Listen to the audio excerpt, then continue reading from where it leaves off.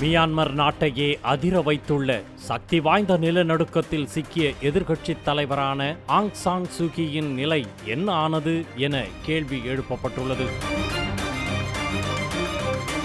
எப்பொழுதும் போல் அமைதியாக இருந்த மியான்மரில் அந்த நாள் பேராபத்தை கொண்டு வரும் என யாரும் எதிர்பார்த்திருக்க மாட்டார்கள். மார்ச் 28ஆம் தேதி காலை முதல் நிலநடுக்கம் உணரப்பட்டது. மியான்மர் நகரான சர்காயிங்கின் வடமேற்கில், அதாவது நேபிடோவிற்கு 100 கிலோமீட்டர் தூரத்தில் நில அதிர்வு உணரப்பட்டது.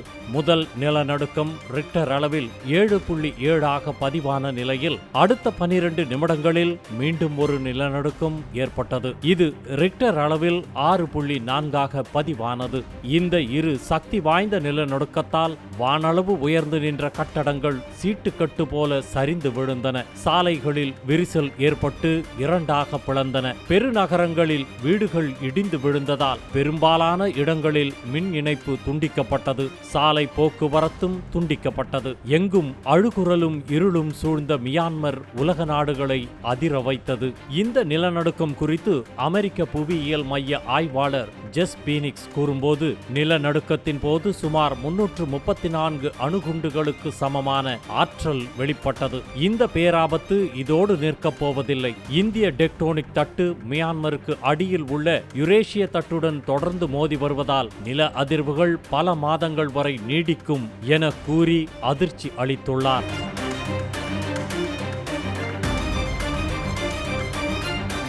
நிலநடுக்கத்தால் ஏற்பட்ட பேரழிவுக்கு சுமார் 2700 பேர் உயிரிழந்துள்ளனர். கட்டட இடிபாடுகளில் பலர் சிக்கி இருப்பதால் 5 நாட்களை கடந்தும் மீட்பு பணி தொடர்ந்து நடந்து வருகிறது. பேரழிவால் அழிந்துள்ள மியான்மருக்கு உலக நாடுகள் உதவிக்கரம் நீட்டி வருகின்றன. இந்தியா முதல் நாடாக 15 டன் உதவி பொருட்களை ராணுவ விமானம் மூலம் அனுப்பி வைத்தது.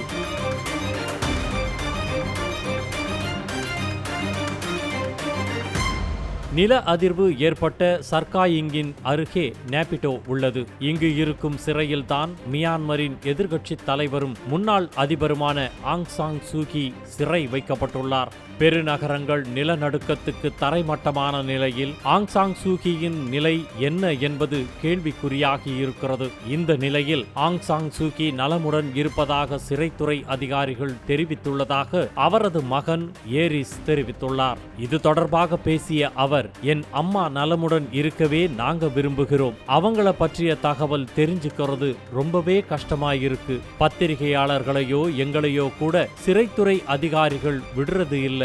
நிலநடுக்கம் ஏற்படுறதுக்கு கொஞ்ச நாளுக்கு முன்னாடி தான் அவங்க எங்க கிட்ட பேசினாங்க என கூறியுள்ளார். தேசிய ஜனநாயக கட்சியைச் சேர்ந்த ஆங் சாங் சூகி கடந்த 2021ஆம் ஆண்டு ஊழல் வழக்கில் கைது செய்யப்பட்டார். 2023ஆம் ஆண்டு வரை வீட்டுக்காவலில் வைக்கப்பட்டிருந்த ஆங் சாங் சூகி நேபிடோ சிறைக்கு மாற்றப்பட்டு அங்கு சிறை வைக்கப்பட்டுள்ளார்.